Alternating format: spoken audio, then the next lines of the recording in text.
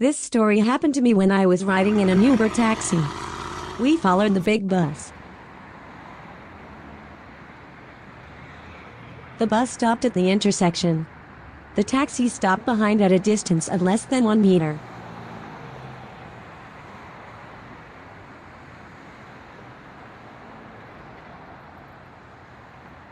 I'm sure the bus driver checked his mirrors before driving back.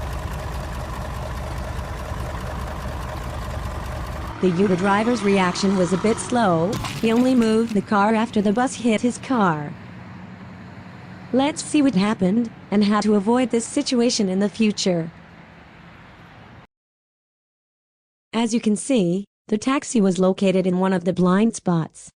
In order for the car to be visible, you need to stop a little to the right or left so that the car is visible in the mirrors, or keep a safe distance of 3-4 meters. Let's now see what other blind spots are.